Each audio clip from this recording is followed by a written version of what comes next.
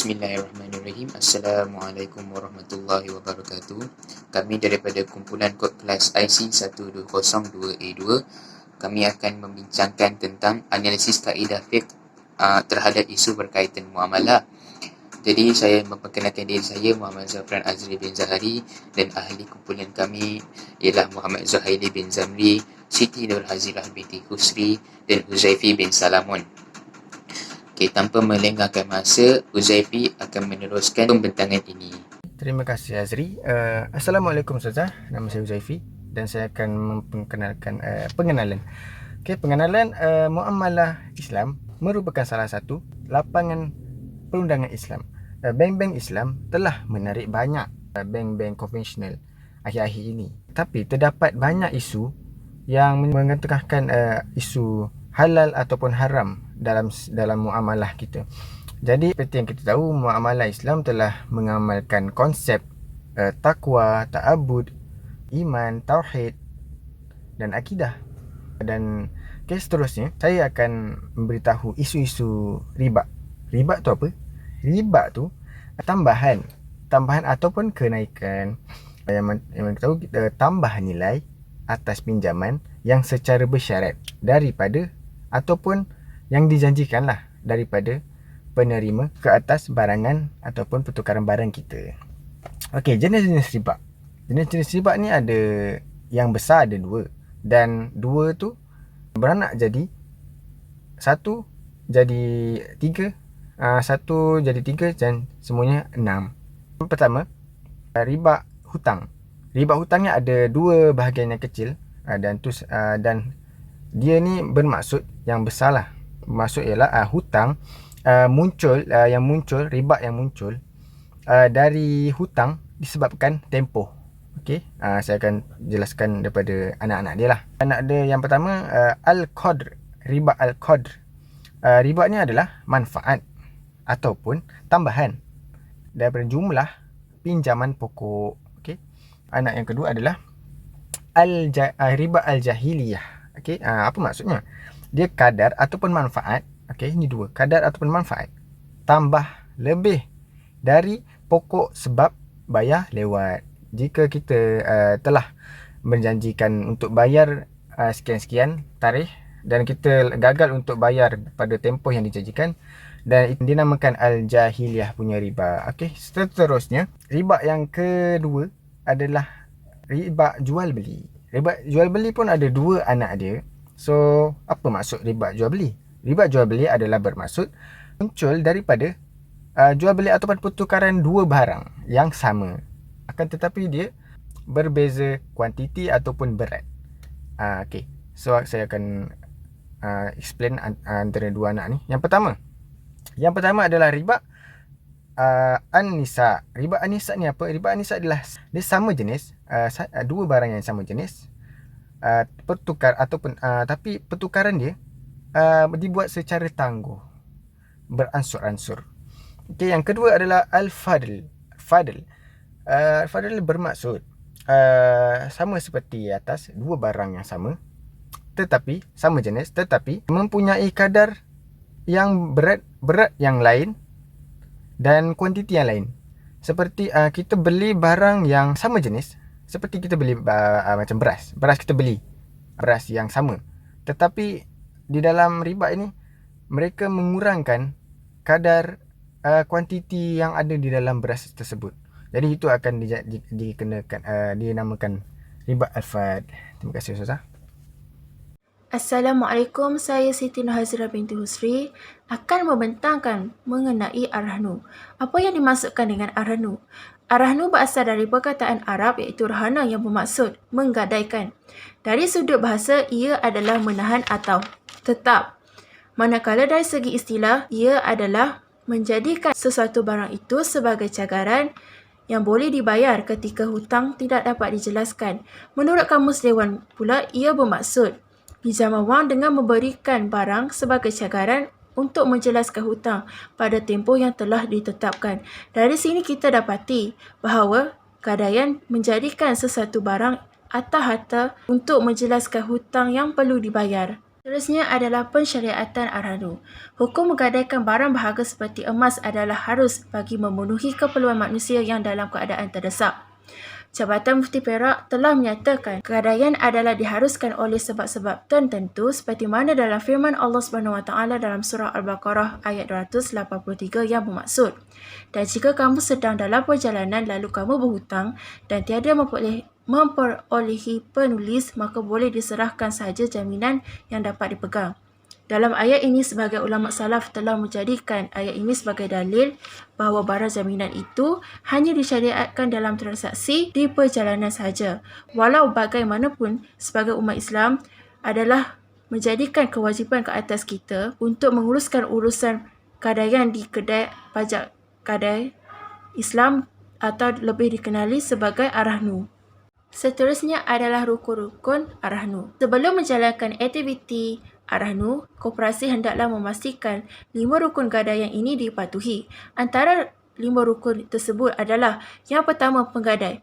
Penggadai adalah orang yang menggadai atau lebih dikenali sebagai orang yang berhutang.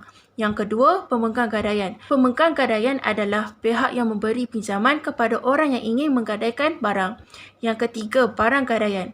Barang gadaian adalah barang yang berharga yang dimiliki oleh penggadai. Yang keempat, nilai barang gadaian. Nilai barang gadaian ialah nilai barang yang ingin digadaikan yang telah dinilai oleh koperasi mengikut jenis, berat dan kandungan emasnya. Dan yang terakhir ialah akad. Akad ialah perjanjian berkaitan dengan pinjaman yang diberikan. Bismillahirrahmanirrahim. Jadi saya akan meneruskan perbincangan kita dengan tajuk hibah. Okey, hibah dari segi bahasa ialah pemberian sama ada dalam bentuk ain atau manfaat. Hibah ini juga boleh dikatakan sebagai hadiah ataupun sedekah. Ketiga-tiga ini boleh dikatakan sama, tetapi ia berbeza daripada niat ataupun tujuan daripada pemberi. Contohnya, sedekah. Sedekah selalunya pemberi berniat untuk mendapatkan pahala ataupun seikhlas hati, dan selalunya pemberi sedekah ialah daripada golongan orang-orang kaya, dan yang menerimanya adalah golongan yang memerlukan. Berbeza pula pada hadiah. Hadiah ialah berniat untuk memuliakan seseorang. Hibah ni boleh dikatakan hadiah dan sedekah.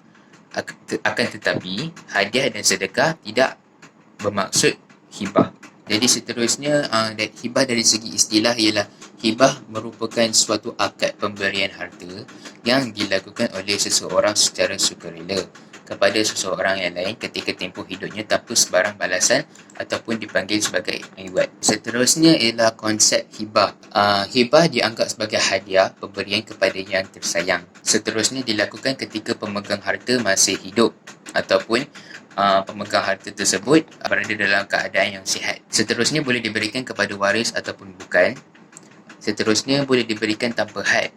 Contohnya, pemberi harta itu mempunyai harta yang banyak dan dia meniatkan dirinya untuk memberi hibah kepada orang lain. Hibah tiada limitasi. Jadi sekiranya harta tersebut masih lagi dimiliki olehnya, maka dia boleh membuat hibah tersebut. Dan seterusnya, harta hibah tidak termasuk dalam harta faraid. Jadi contoh, kalau harta itu sudah diniatkan untuk menghibahkan kepada orang lain, maka harta itu tidak lagi boleh dikategorikan sebagai harta faraid. Dia adalah harta yang dihibahkan, maksudnya yang penerima itu adalah harta milik dia. Seterusnya ialah rukun hibah. Yang pertama, pemberi hibah al-wahid. Pemberi hibah hendaklah seseorang yang berkeahlian seperti sempurna akal, baligh dan rushd. Pemberi hibah mestilah tuan punya barang yang dihibahkan. Yang kedua, penerima hibah al-mauhub lahu. Penerima hibah boleh terdiri daripada sesiapa sahaja asalkan dia mempunyai keupayaan memiliki harta, sama ada mukallaf ataupun bukan mukallaf. Sekiranya penerima harta hibah itu masih lagi bukan mukallaf ataupun dia cacat, tidak kurang upaya ataupun belum akil baligh, dia boleh diberikan harta tersebut kepada walinya ataupun pemegang pemegang amanah bagi pihaknya. Seterusnya adalah barang atau harta yang dihibahkan, al-mauhub. Barang atau harta yang hendak dihibahkan itu perlulah memenuhi syarat-syarat berikut. Yang pertama, ia hendaklah barang atau harta yang halal. Yang kedua, ia hendaklah sejenis barang atau harta yang bernilai di sisi syarak. Yang ketiga, barang atau harta itu milik pemberi hibah. Dan yang terakhir, ia boleh diserah milikkan. Yang terakhir ialah sirah ataupun ijab dan kabul. Sirah hibah merupakan lafaz atau perbuatan yang membawa makna pemberian dan penerimaan hibah. Ia juga mempunyai syarat. Yang pertama, ada persambungan dan persamaan di antara ijab dan kabul. Yang kedua, tidak dikenakan syarat-syarat tertentu. Dan yang ketiga, tidak disyaratkan dengan tempoh masa tertentu. Bismillahirrahmanirrahim. Assalamualaikum warahmatullahi wabarakatuh. Nama saya Muhammad Zuhaili bin Zamri daripada Diploma Pengurusan Halal IC 1202A2. InsyaAllah ini saya akan menerangkan tentang dua tajuk, iaitu Al-Mudharabah dan Al-Bai' Bisamajin. Kita masuk pada bab pertama, iaitu Al-Mudharabah. Mudharabah ni adalah satu akad antara dua orang ataupun lebih. Terdapat dua pihak, iaitu disebut pemodal, dalam bahasa Arab Rob al-Mal. Pihak yang kedua disebut pengusaha, iaitu dalam bahasa Arab al-Mutarib. Mudharabah ni adalah untuk melakukan aktiviti perniagaan atau usaha pelaburan yang boleh memperolehi keuntungan, dan kedua-dua belah pihak sama-sama memperolehi bahagian dari keuntungan. Seterusnya, pendapat dari segi mazhab. Hubung dengan pendapatan tempoh masa, iaitu kontrak al-mudharabah ni, ulama tak sependapat. Contohnya ulama mazhab Hanafi dan Hanbali, dia berpendapat bahawa hukum mudharabah ni adalah harus, kerana mudharabah ni dia merupakan urusan yang boleh dikaitkan dengan barang dan juga tempat tertentu. Misalnya, pemodal dia menyatakan kepada pengusaha, saya memberikan anda harta ini supaya anda dapat mengusahakan secara mudharabah selama setahun. So terdapat ada barang dan masa dia adalah selama setahun. Terusnya, mudharabah dari segi pembaikan Islam. Dia terdapat tiga, iaitu adanya persetujuan antara modal dengan pelabur, iaitu pengusaha. Yang kedua, adanya kebebasan pelaburan menggunakan modal dalam perniagaan. Dan yang ketiga, adanya pembahagian keuntungan dari kadar peratusan yang dibuat pada awal akad tersebut. Maksud sini, prinsip mudharabah ni dia menurut konteks moden ni, sekarang ni diertikan sebagai pihak pengusaha. Terdapat pihak pengusaha, iaitu al-mudharib, menggunakan sumber dana simpanan deposit yang ada dalam bank, dan bank bertindak sebagai perantaraan pengusaha untuk membuat pelaburan atau melantik pihak ketiga, dan keuntungan dari pelaburan tersebut akan dikongsi sama antara pihak yang berakad mengikut persetujuan. Jika kerugian berlaku, ia akan ditanggung oleh pemodal. Antara prinsip yang tadi saya sebut, iaitu adanya persetujuan antara pemodal dengan pelabur, adanya kebebasan pelabur menggunakan modal dan perniagaan, adanya pembahagian keuntungan dari kadar peratusan yang telah disepakati pada awal akad dibuat. Kita tengok contoh ayat Quran. Dalam surah Al-Baqarah, a'udzubillahi minasyaitonir rajim, wa ahallallahu al-bai'a wa harrama ar-riba. Maksudnya sini Allah menghalalkan jual beli dan mengharamkan riba. Kita tengok pada seterusnya, iaitu jual beli dengan harga tangguh, iaitu al-bai' bisamajin. Apa masukkan bai' bisamajin ni? Al-bai' bisamajin ni lebih dikenali sebagai jual harga tangguh.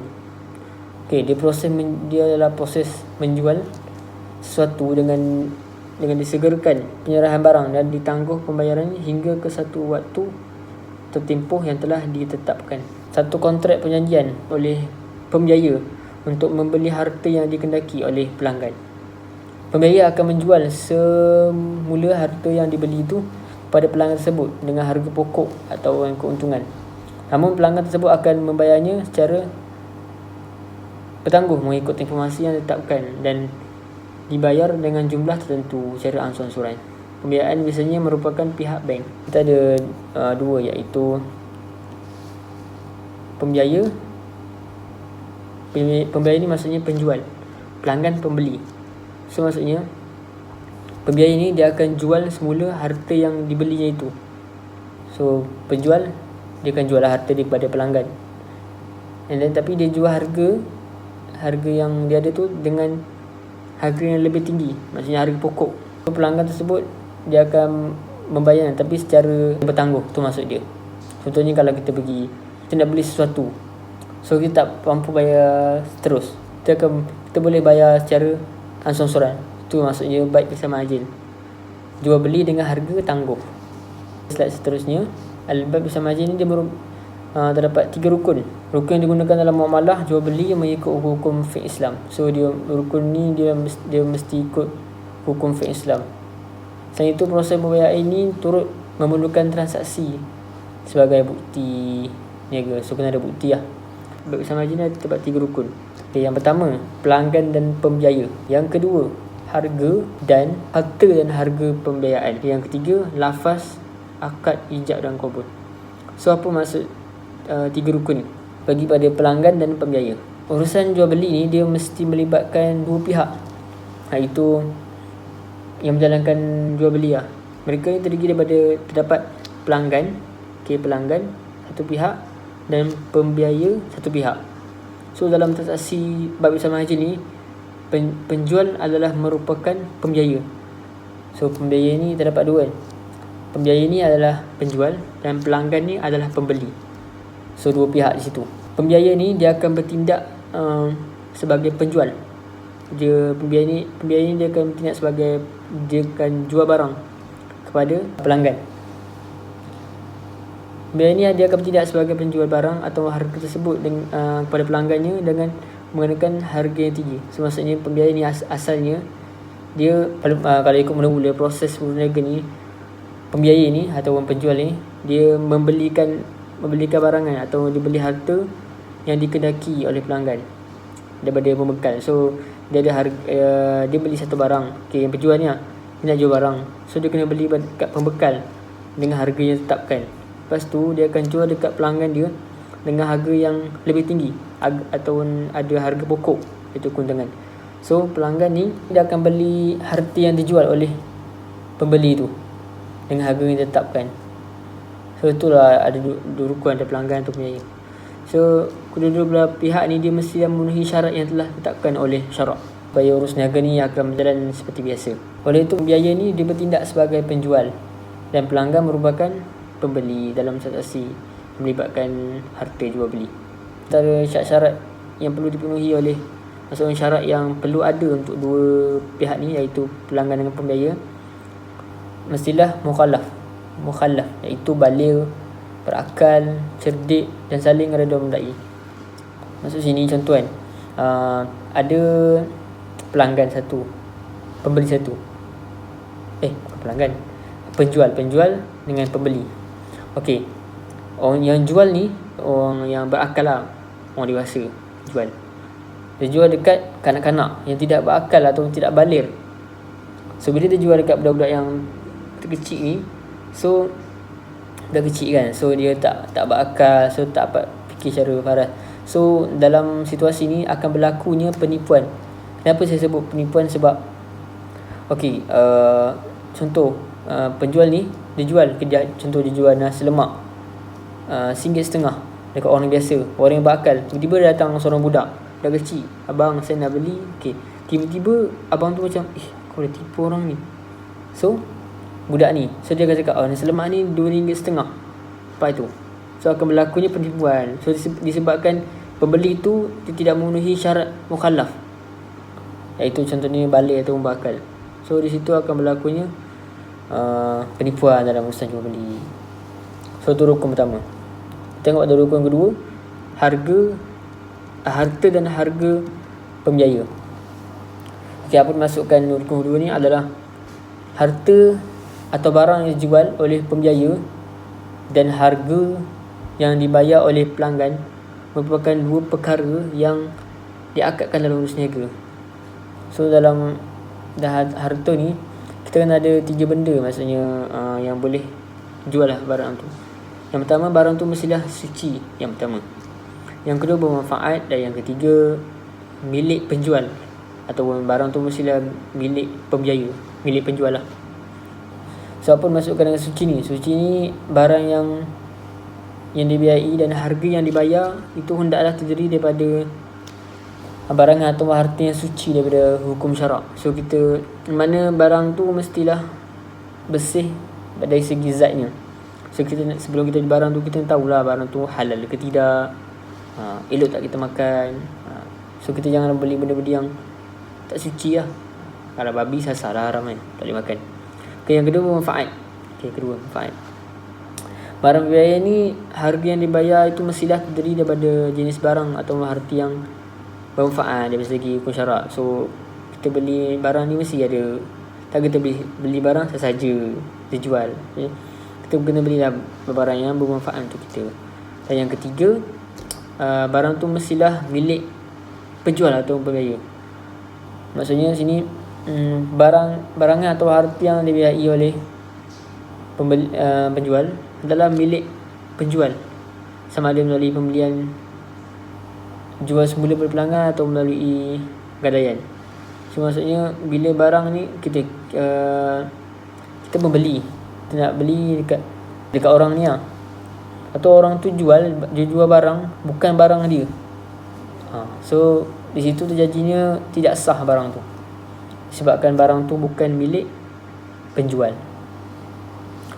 Okey, tu rukun yang kedua. Rukun yang ketiga iaitu lafaz, akad, ijab dan kubur. So apa yang dimasukkan lafaz ijab dan kubur ni adalah bermaksud dia dua lafaz yang berlaku dalam jual beli yang diucapkan oleh si penjual ni dan si pembeli ni. So lafaz ni dia mestilah sebut dengan terang. Satu, dia hendaklah diucapkan dengan keredaan daripada kedua pihak. So dua belah pihak ni dia sebut dia mesti redha dengan apa yang dia beli, dengan apa yang dia jual. Okey, yang seterusnya mestilah diucapkan oleh orang yang berakal masyarakat ni. Mesti orang yang bakal untuk ucapkan ijab dan qabul ni. So lafaz qabul ni sama dengan apa yang diucapkan oleh ijab. So apa yang disebut oleh qabul ni sama dengan apa yang disebut oleh ijab. Dia macam ni, lafaz akad perjanjian yang diucapkan oleh penjual dia akan disebut sebagai ijab. Okey, penjual ni. So pembeli, lafaz akad diucapkan disebut sebagai qabul. So ijab ni adalah penjual dan qabul ni adalah pembeli. So lafaz qabul ni dia mesti dah bersambung. Contohnya dua beli.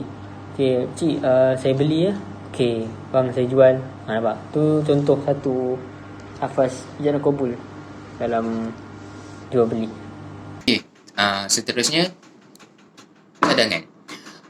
Pada pendapat saya, sektor kewangan Islam pada masa ini walaupun berkembang dengan pesat tetapi masih terlalu kecil berbanding dengan potensi yang sebenarnya. Salah satu penyebab utama yang menghalang pertumbuhan kewangan Islam ini ialah kurangnya kesedaran di dalam kalangan masyarakat berhubung alternatif yang ditawarkan dalam perbankan, insurans, pasaran modal dan pelaburan. Untuk mengatasi masalah ini, industri kewangan Islam mestilah secara berterusan mendekati dan mendidik masyarakat. Institusi kewangan Islam ini sendiri mestilah berpengetahuan dan faham apa itu kewangan Islam dan apa kemampuan kewangan Islam. Okey, contohnya, sebuah institusi kewangan Islam perlulah membuat R&D ataupun penyelidikan yang lebih mendalam agar mereka dapat melahirkan ramai pakar-pakar dalam bidang kewangan Islam. Tak kisah daripada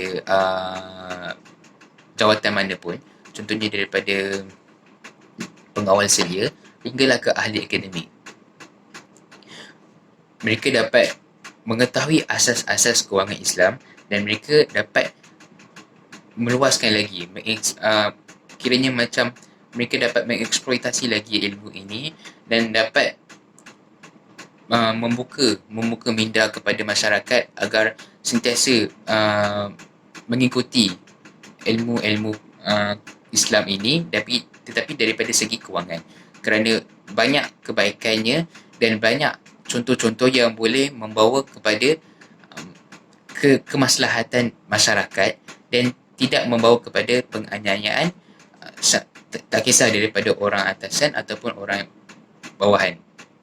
Jadi kita hendaklah sentiasa cuba untuk mencari ilmu-ilmu yang berkaitan dengan Islam ini agar dapat meluaskan lagi bidang ini dan dapat menguasai ekonomi negara.